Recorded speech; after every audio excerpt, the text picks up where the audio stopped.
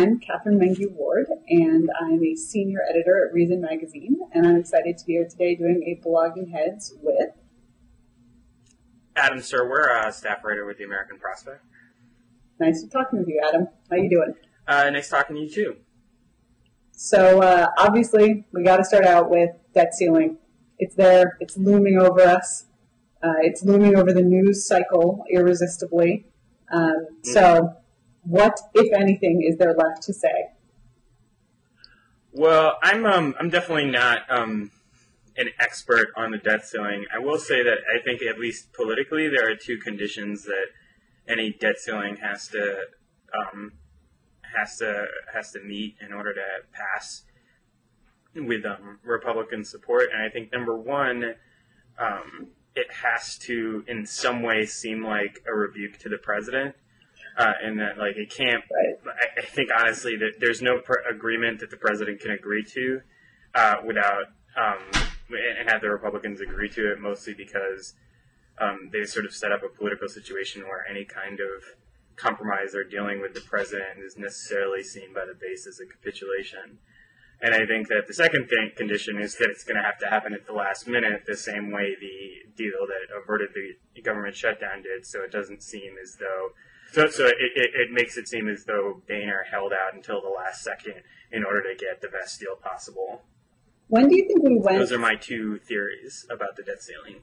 When do you think we went from never waste a crisis to never do anything unless there is a crisis, right? I mean, that sort of seems more and more like the governing philosophy, and I would say it's not a partisan thing. Both parties are equally guilty of this kind of freshman year paper writing thing, where it's like, you know, the guy who always says, "Oh, I do my best work," you know, after when I'm right up against the deadline, and that's true of a sort of select few people. I'm sure some journalists, both of us know among them, but for most people, that's not true at all. When you're rushed, you do terrible, sloppy work that's barely adequate. And it seems like that's what's happening in Washington right now, that there's this sort of, it's almost like it's cool to wait until the last minute. And, you know, I think a more kind of sober way of saying that is what you said, that both sides want to be seen as holding out for their principled position until the midnight hour. The thing is, though, it's like what's weird about it is that the Democrats seem to have already given up their principled position. I mean, Pelosi, I think last week was already offering a deal that was all cuts as long as it didn't touch entitlements. I mean, this is why I think the part of the problem is that the Republicans can't do any deal that seems like it all can be interpreted as cooperation with the president, because even now that they're sort of offering, you know, exactly what they asked for, which is all cuts, no revenues, they're still sort of waffling. And it's just, it's sort of weird to watch. I mean, like, the Democrats have pretty much given away the farm on this, and Obama, you know, was probably rescued, you know, or I think Ezra Klein was the person who argued that Obama might have been rescued from a primary challenge, because Republicans refused a sort of deal that would involve cutting entitlements and increasing revenues. I mean, it's sort of, it's kind of weird to watch. Yeah, I agree. And there is, I mean, you might say, well, listen, Republicans are just holding out because you can always do better, right? That they can, no matter what happens after this, they can declare victory and say, you know, no new taxes. And certainly Grover Norquist can, like, dance around and burn incense to whatever deities he prays to. But it doesn't actually seem like, again, from a principled perspective, that they're trying to really get anything else. I mean, you could say, listen, a lot of these promised cuts are a bunch of hooey, which is completely true. There's, you know, this double counting problem, which has been well documented, where 1 trillion of the cuts are have been cut and counted once already, and, you know, the whole to be determined component of the package, of course, should make anyone wary. So, you could say, well, Republicans might be holding out to do better on the quality of the cuts, but they don't seem to be. In fact, that's not what's going on. It's and this is, of course, not surprising at all that Republicans are not, in fact, a thoroughgoing, principled party of government cutters. Whatever you think about that principle, it doesn't matter because Republicans don't embody it really much more than Democrats who, although certainly at this moment they're choosing to embody it for I think mostly political one-upsmanship. But instead, I think you're right that they are just kind of playing this weird game that they've gotten lost in, where they don't even know when they won. At the same time, I do think Republicans will be on very, very sturdy footing a month from now, or during the next round of primaries, when they're in a position to say Obama wanted to raise taxes, the Democrats wanted to raise taxes, and we stopped them. Right. I mean, it's sort of weird to watch this negotiation process because I feel like on the one hand you have Obama, who seems like the worst negotiator ever. Like, well, the "don't call my bluff" ridiculousness was a fine moment for political rhetoric. Yeah. I mean, if Obama walked into, it sort of feels like if Obama walked into, walked into a car dealership and wanted to buy a car, he'd end up, buying one car for the price of 5, whereas if Republicans walked into the same dealership, they'd end up with 5 cars for the price of 1. Well, so wait, here's a question. Here's a question for you. Do you think that, one has the feeling of sort of thoroughgoing incompetence in these negotiations. That is, not sort of incompetence about playing the politics, although there's some of that, but in the actual negotiating. And I wonder if this is, because every blogging heads is really just a certain amount of navel gazing is required. I hate to haggle. I hate it. And, I think this is part of being a 21st century American. There just aren't that many occasions to haggle in life if you're sort of live the life that I do, I guess. But when those occasions present themselves, they make me anxious. And I always just assume that I've gotten screwed.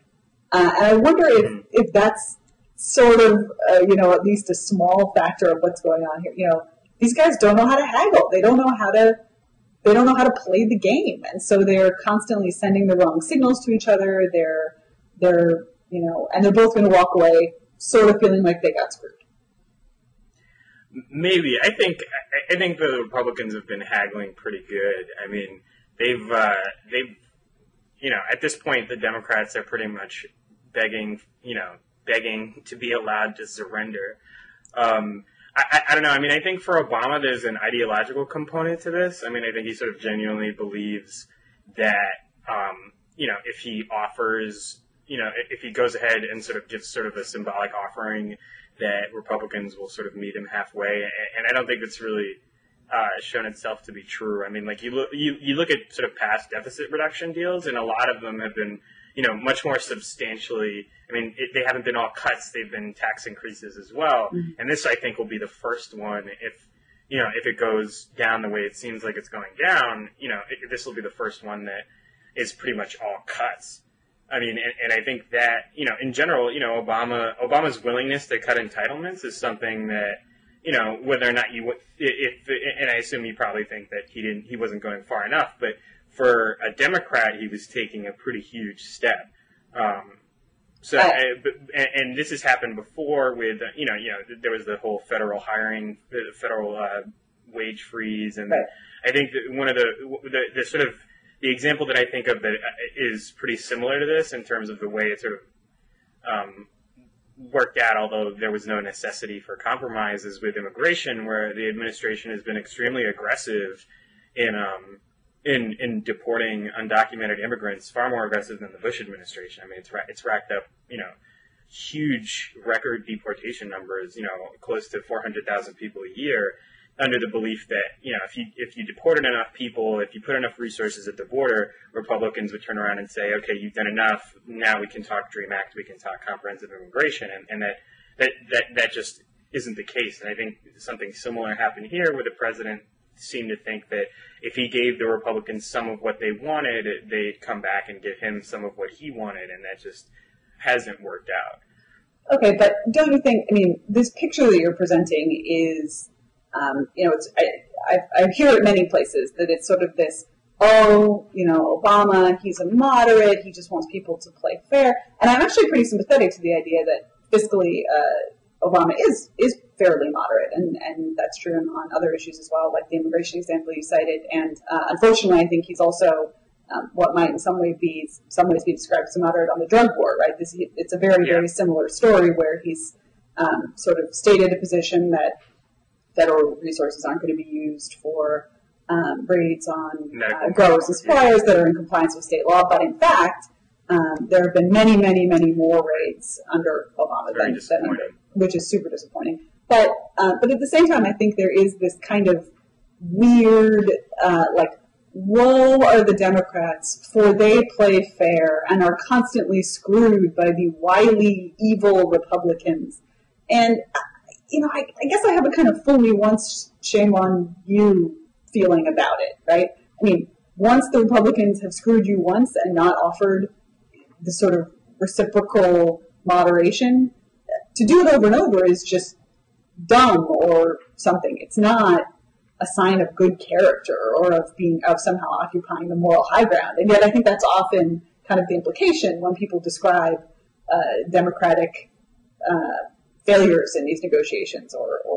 Yeah, I wouldn't ascribe those qualitative things to it. Like, I don't think Obama's position is morally superior because he's, he's doing what he's doing. I think it's actually not very smart negotiating. I mean, if you start the argument halfway to where your opponent is instead of making him bring you halfway, you're going to end up with less than you offered in the beginning. And I think that's something that he's just sort of failed to understand. And I think regardless of whether he means well in doing it, I don't think it's very smart. And I don't think it's very, from a moral point of view, I don't think it's very responsible to his constituency. Like, I think the people who voted for him expected certain things, and I don't think it's really, I don't think it's necessarily, I think Republicans, I wouldn't say they're evil. I think they're doing what their base wants them to do. And fundamentally, there's a morality to that, right? I mean, when you elect a representative, they're supposed to represent you. And sometimes that, and the reason we have a system the way we have it is that sometimes legislators do have to diverge from the views, the exact views of their constituents. But, there's a moral case to be made for Republicans that they're acting in the interests of the people who put them in office, whereas I think, Obama isn't necessarily. And I think I certainly wouldn't ascribe evil or good, those sort of absolutist moral terms to the way the argument is shaking out. I'd much rather just say that Republicans are better negotiators than the president seems to be, and that's a real problem from, for people who are coming from a liberal point of view. How do we explain what's going on, again, in terms of the sort of, what I guess we'll just call the sort of dumb negotiating tactics of the White House? I always ask myself the question, why are all these smart people, so many people who are just incredibly smart in lots of different ways, acting so stupid? That is just, again, leaving aside kind of moral or principled stances, it's not like Obama doesn't have the best advisors in the world available to him for all purposes. And this is just a sort of a broader question, I guess. But do you ask yourself that question? Do you have an answer to that question? I don't have a great one, except for, that there are. Go ahead. I'd say that I think that Obama's advisors are more moderate than his fans, if that makes any sense. I mean, I think that they are people who have gone on television and said and made their case for sort of deficit reduction. And I think the truth is that as much as liberals really loved and supported Obama in 2008, the people who he's had at his side are pretty moderate folks who, these are people who think that there's a case for deficit reduction at this point. And even though people like Paul Krugman and I'd say myself think that that's, that now is a foolish time to do that, before the economy is really recovered. I think that the truth is that he's surrounded himself with people who, smart or otherwise, sort of believe the position that he's taken. Right. And I think that's, and I think I believe that mostly because it's the position that makes the most sense and doesn't involve any sort of elaborate, on the one hand, some liberal fans of Obama saying he's just shrewdly, outplaying the Republicans by seeming like he's arguing in good faith. and on the other hand, you have liberals arguing that he's, a bad negotiator. And I think he is a bad negotiator, but I think on some level he's surrounded by people who really, the position that they're advocating is the one that they believe. Yeah, and I do think, as a general matter, always best to assume small-scale incompetence over large-scale conspiracy, right? So right. That's like a gold-plated political analysis tool as far as I'm concerned. Although, actually, that segues us unintentionally into the other big topic in the news, which is the Norway terrorist attacks. And, of course, the key word that made me think about is conspiracy. So Sure. the terrorist in question he's just this incredibly rich source of conspiracy theory fodder. I mean, just a cursory reading of some stuff about him on the web. He was a Mason. That alone is like Dan Brown is so Right. excited. He's like drafting his next novel right now. And it's going to be a fusion of the Da Vinci Code and the Stieg Larsson trilogy. It's going to be awesome, But Right. He was, a participant in what seems to be he has a pretty big internet footprint of his own writings and of people that he admired. But the one tidbit I saw that I wanted to talk about for my own selfish reasons is that he has been described as being a libertarian. And that seems to be mostly traceable to the fact that he opened a Twitter account, tweeted a quote from John Stuart Mill, and then never tweeted anything again. And I think if everyone who opened a Twitter account and tweeted a quote from John Stuart Mill was a libertarian, we would be in much better stead. Libertarians would. Although, obviously, might also count some insane Norwegian terrorists among our number.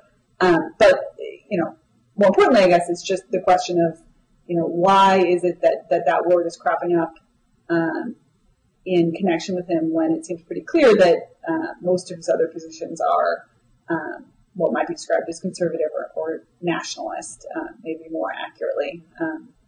So I guess I'm interested in what you kind of see as like the ideological positioning and sort of jockeying for position around where this guy sits. And maybe the problem is also that he's just not really on the American political spectrum in an intelligible way.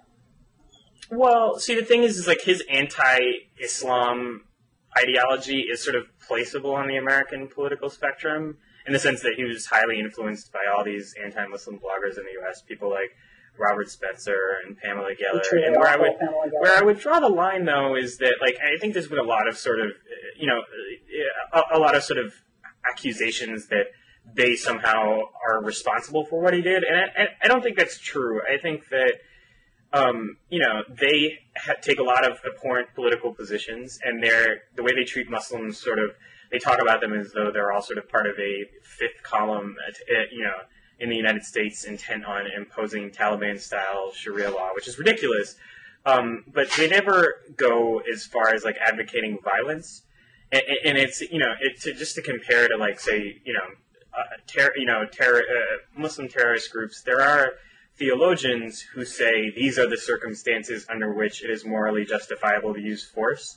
And Geller and Spencer never really go that far. I mean, it's sort of conceivable to me how if you were saying to yourself, or if you're reading all this stuff about how Muslims are trying to destroy Europe and trying to take over the world, and they're going to, the whole world is going to become a caliphate, how you could at some point decide that violence is the only way to respond to this. But I don't think it's really fair to say that, to blame them for that exactly, because they, that's not what they're saying, really. I mean, what they're saying is noxious, but it's not really quite on the same level of these sort of fundamentalist, extremist theologians who specifically work out these, arguments for when the use of force is justified. So he was, like, influenced by them, but I think you have to be really careful whenever you cite someone as being influenced by someone else. Like, once our words are out there, we don't necessarily have control over how they influence people. Right. And there are other, people who are cited in his thing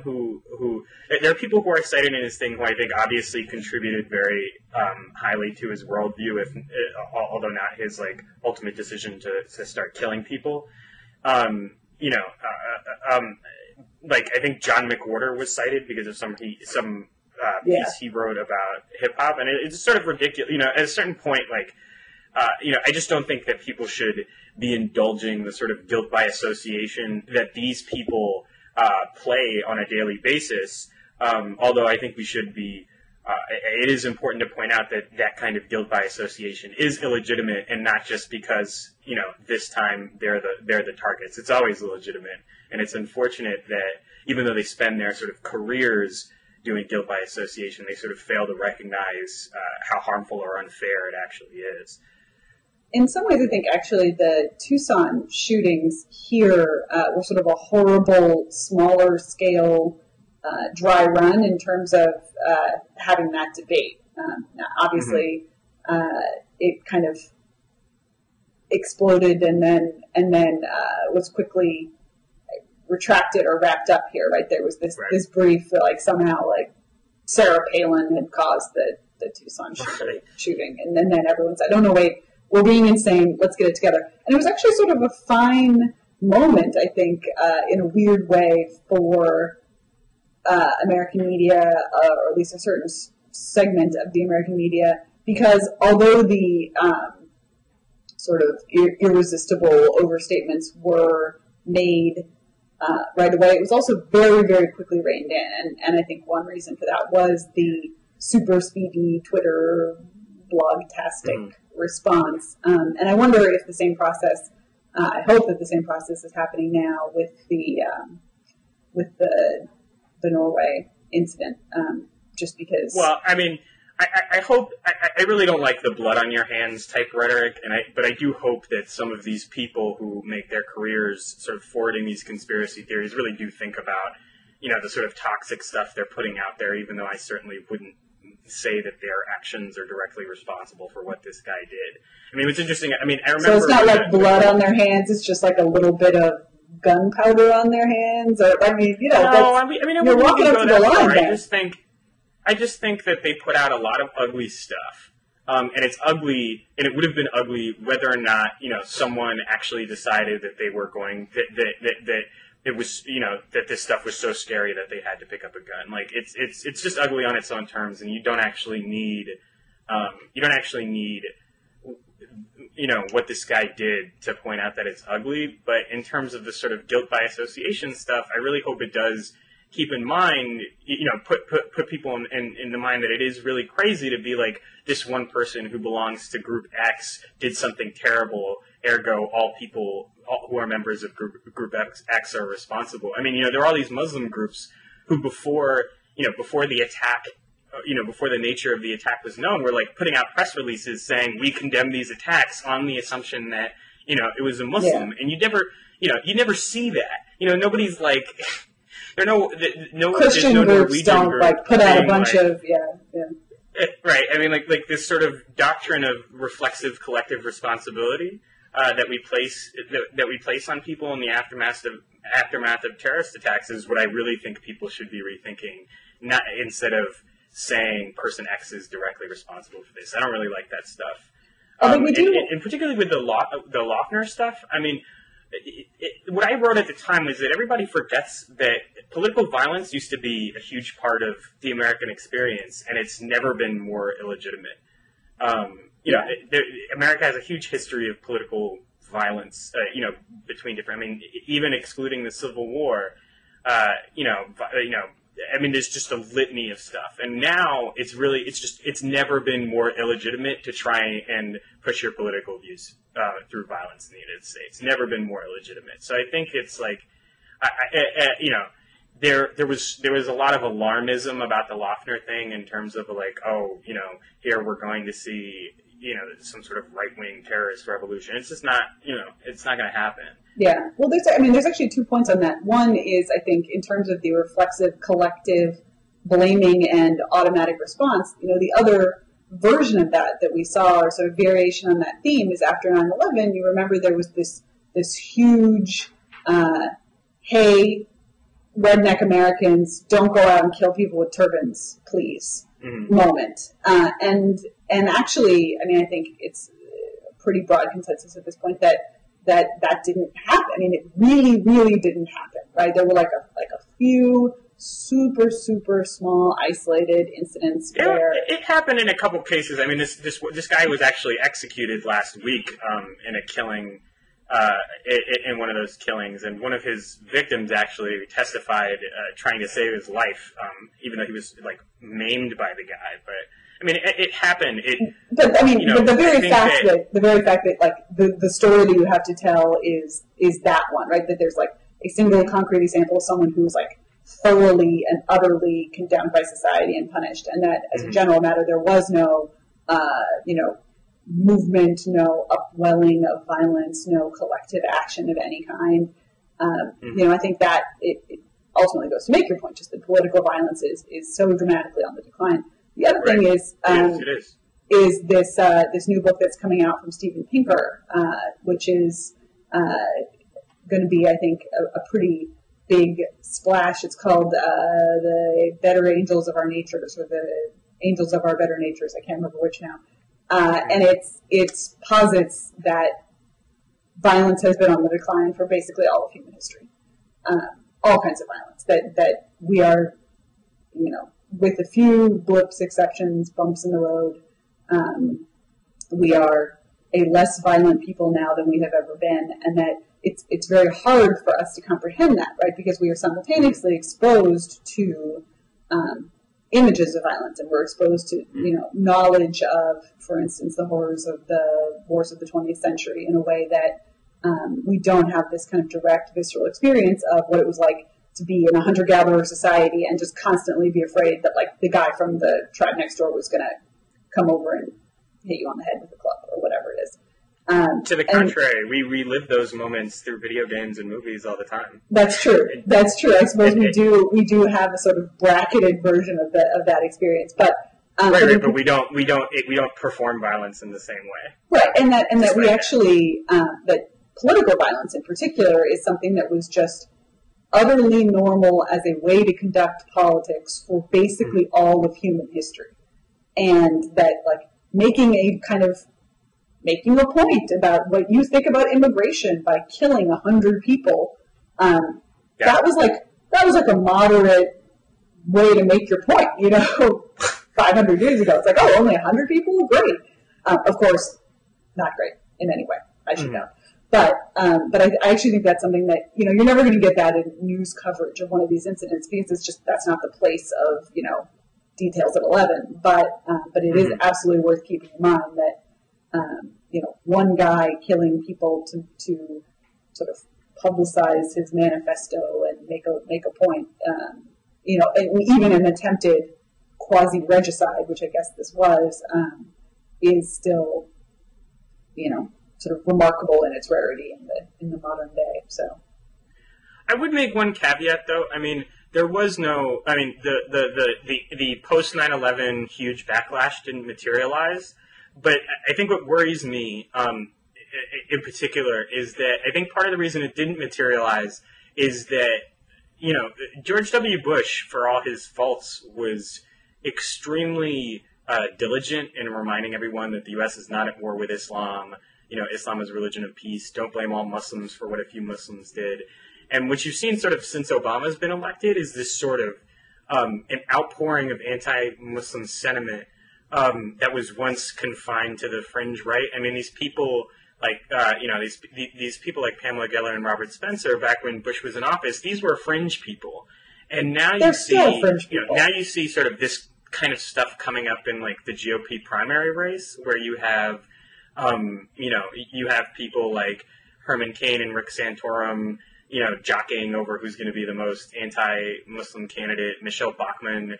I remember Tim Pawlenty. I did a story on this where Tim Pawlenty, while he was governor, there was this mortgage program, this Sharia-compliant mortgage program set up for a pretty sizable Muslim community in Minnesota, and he sort of like disavowed it and was like, the U.S. Constitution is the only law for the United States, as though like, this was a constitutional problem and not an issue of like the free market and offering, products to people that people want to buy and having absolutely nothing to do with, the sort of conspiracy theory that Muslims want to impose a Taliban-style Sharia law in the United States. And if you look at sort of these anti-mosque protests, I mean, they sort of spiked right after the whole Ground Zero mosque controversy last year. There have been more protests against mosques, or as the Justice Department described them, potential violations of the religious land use. I forget the actual name of the law. Yeah. But there have been more of these in the past, there's been like more of these in the past, year or so than there have, or half as many as there were, in all the years before. And that law was, of course, originally put in place by Republicans who wanted to prevent people from using zoning laws to stop people from building churches. Yeah. But in general, there's a way in which this sort of anti-Muslim sentiment has sort of wiggled itself into the GOP mainstream in a way that just was not present when George W. Bush was president. And I think that's what worries me about it. I think in some ways he was really good at holding back some of the anger towards Muslims because, a lot of people trusted him when he said that. But now that there's no one really saying that anymore, or no one with similar credibility on the right really saying that anymore, I do think that in particular worries me. I think you just came up with George W. Bush's retirement crusade. Just like that, you just found something from the dude besides clear brush. But if anybody could do it, he could do it.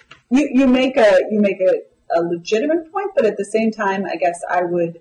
I haven't seen the specific numbers that you're referring to, but I think the word spike always makes me a little nervous, especially when it's in connection with something that's a very, very small number of incidents, right? If the number of incidents quadruples, but there were 10 before, it's still not a big problem. And I think, it is, of course, always worth just, making the point that this is not admirable behavior.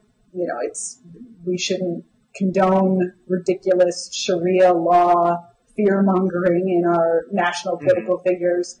But at the same time, I'm skeptical that this is a genuine sort of burgeoning movement or a growing attitude amongst the American public. I think it's probably just that something that was fringy is still fringy, and that a couple of fringy people, read Herman Cain, have managed to get a little bit of media attention right now. And I think, again, worth condemning, but of all the things that are kind of alarming about the U.S.'s relationship to the world at large and to her immigrants in particular, that this is not the thing that keeps me awake nights.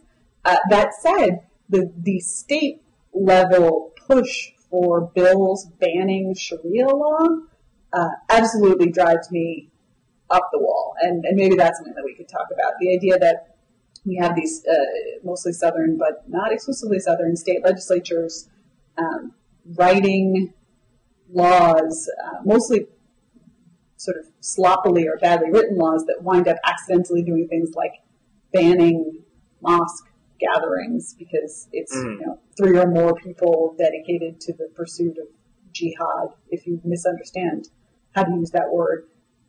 So I guess, I wonder if you have anything to say about that, just this sort of weird, sudden upwelling of fear that, all American women are going to have their driver's licenses revoked or something absurd. Right.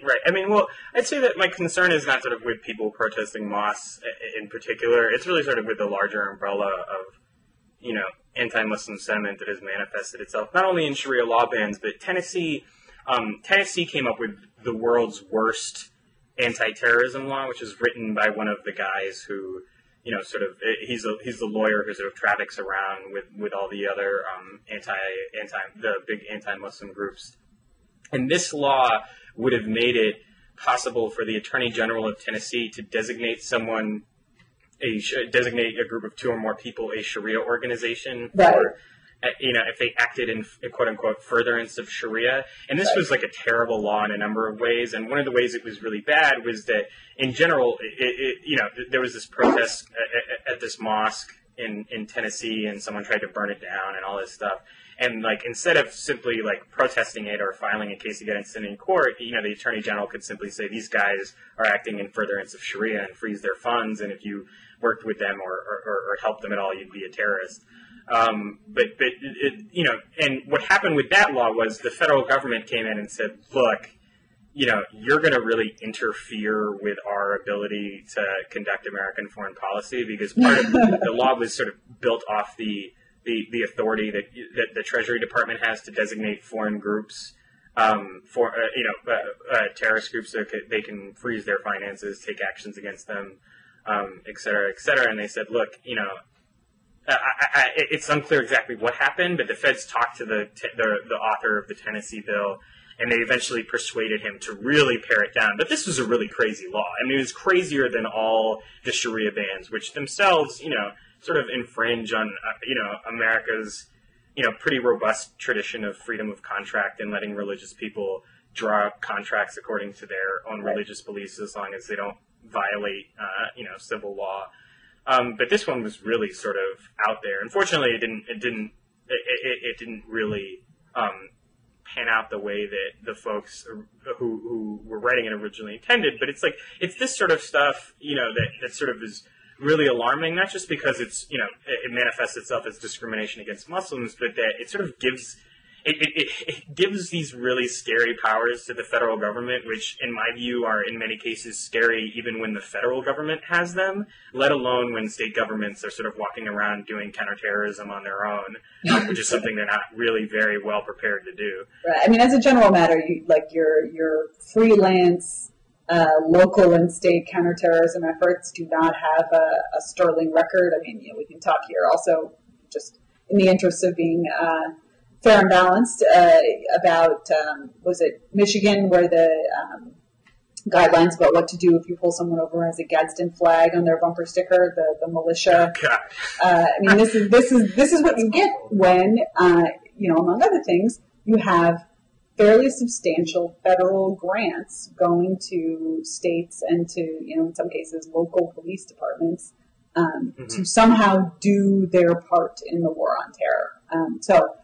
I think I agree with you that, local yokels pursuing the war on terror on their own is a chilling prospect.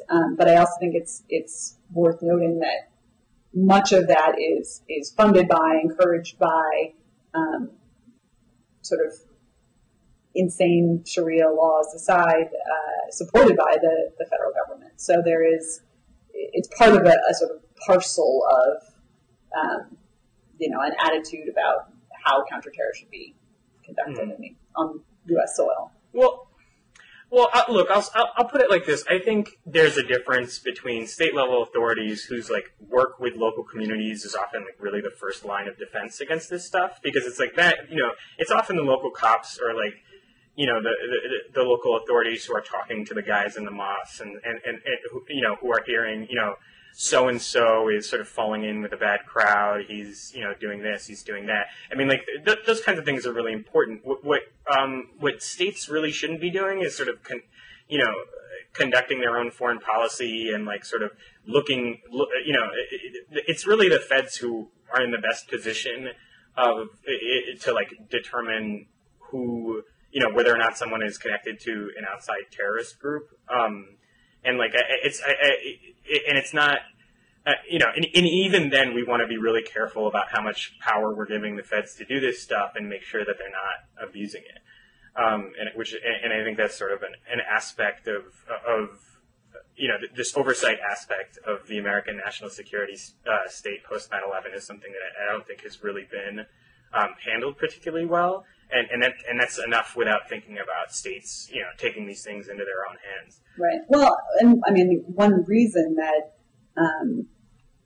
especially the financial element of the war on terror with the freezing of funds and that kind of set of tactics, one reason that there are so many questions about how that's been pursued is because of the lack of transparency. And of course, there's always a balance of, well, if the federal government carefully outlines for the general American public exactly what they're doing at all times, it's not going to be very effective. But I think, what we found with that kind of thing, and again, with the war on drugs, there's a very close parallel here of the federal government acting in ways that are that wouldn't stand up to public scrutiny if there was some way to give them public scrutiny and doing so with impunity. So, and I guess one parallel again is with the asset forfeiture issue. When we have people who are essentially accused of crimes but not convicted of them. Drug crimes in the case of many recent prominent asset forfeiture cases, where all of their money becomes criminal money and gets seized or frozen. And I think this is the same thing that we're seeing with accused terrorists. Well, in terms of the Oslo thing, I'm sort of wondering. Other than the fact that it seems absurd, how many people have actually been accusing this guy of being a libertarian? That seems pretty bizarre to me. Most libertarians I know aren't so virulently anti-immigration. Right. Well, that is certainly one point. Although there is a divide among libertarians about the question of open borders. So in this case, it seems like the anti-immigration sentiment that was driving the Oslo terrorists is racism, basically. To put it in a word. Not to put too fine a point on it.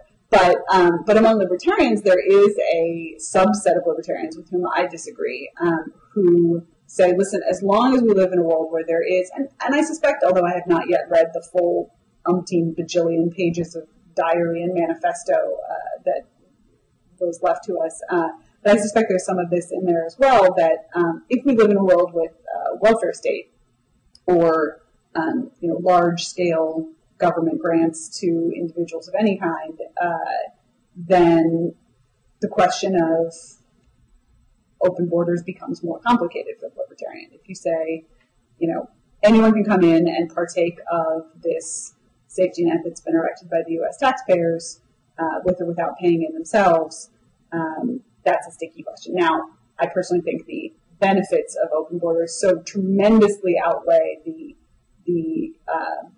cost of some free rider problem that it's not a legitimate objection. But I imagine that we'll find as we dig into this guy's papers that was one of his objections, that they were coming in and they were leeches on the brave, bold, white state of Norway or something.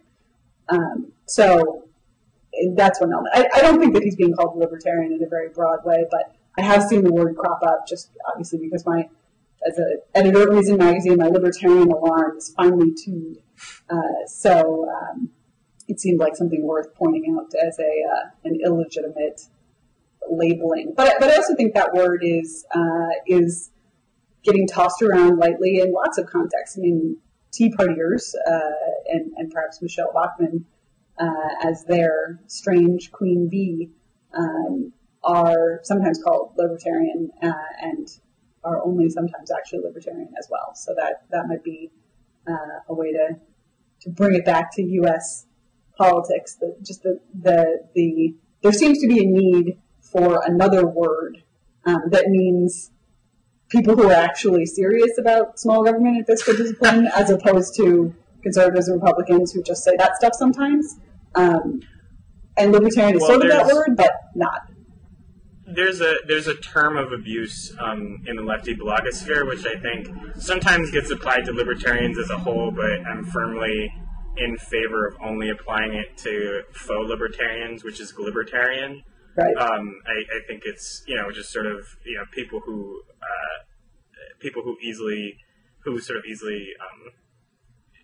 deploy libertarian arguments in favor of certain things, but abandon them in others. I kind of like that, but I think unfortunately it's been used to unfairly tar all libertarians as insincere. But I think it's one of my bigger frustrations that conservatives have, particularly when it comes to something like the healthcare bill, have sort of appropriated libertarian rhetoric with, in like specific instances without thinking about, how it applies in other areas. Yeah, it's like, God knows. Without, acknowledging the moral discrepancy between being like, government shouldn't be telling people what to do, and then, saying, the government should be able to stop people who happen to be the same gender from getting married because that's bad for some reason. And, the Republicans never call in the morning. It's like, we're here, we have this moment, it seems so special, it seems like we're really speaking the same language, and then, the debt ceiling crisis is over, Obama's taken his lumps, and they're back to Defense of Marriage Act. I mean, it's just, there is a long-standing, on-again, off-again, dare I say, abusive relationship between Republicans and Libertarians. But, I think it's... Libertarians, we keep going back to the Republicans because the other options are so terrible. And we talked about this a little bit earlier, but just, there were a lot of Libertarians who supported Obama. And it was partially because of a few specific things he said he was going to do on transparency, on the war on drugs, and on gay issues. And he's really struck out on 2 out of 3.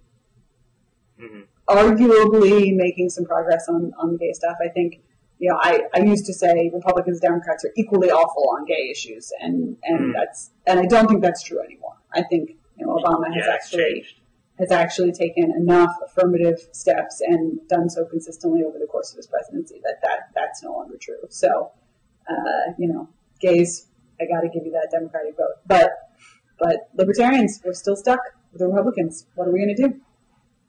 Yeah, I wonder. I mean, I think I think it's interesting because I think Obama sort of staked out this really weird position on gay rights, where he's like, "I don't support gay marriage," wink, wink. Where he sort of let everybody who cares to really analyze what he says that he really doesn't oppose gay marriage deep down, but that he is opposing it for political reasons, which I think is like maddening for a lot of people. Like for the people who are like, watching their spouse get deported because of DOMA, it's just maddening. And for like liberals who are not affected by that directly, they're sort of like, well, why don't you give the guy a little time because he's saying to you effectively, I'm on your side. But it's sort of a weird situation, right? Except that I think in a lot of ways, Obama has been sort of really, although it's been somewhat slow, he's been really sort of methodically dismantling the sort of structural apparatus of institutional American homophobia in a way that I think, compared to almost everything else he's done, has been done very effectively. And yet that winkiness, right? That I'm saying one thing, but I secretly agree with you thing. Yeah. Which people were relying on a fairly broad swath of issues with Obama, turns out to have only been true about the gay stuff. I think that's something that has sort of left many disappointed Obama supporters in his wake. Yeah. Again, in particular on transparency, where I think many people had a legitimate hope that he would reverse some of the negatives of the Bush administration on executive privilege and transparency, and he really just hasn't at all. And he's been just as bad on a lot of that stuff. Yep. Well, on that note of despair, I guess. hope because the gay stuff is great. I don't know if you saw the New York Times all gay wedding edition this weekend. I read it. That's beautiful. Zest. So I guess one been said on that note of hope. Gays, good news. Debt ceiling, bad news. Sad morass.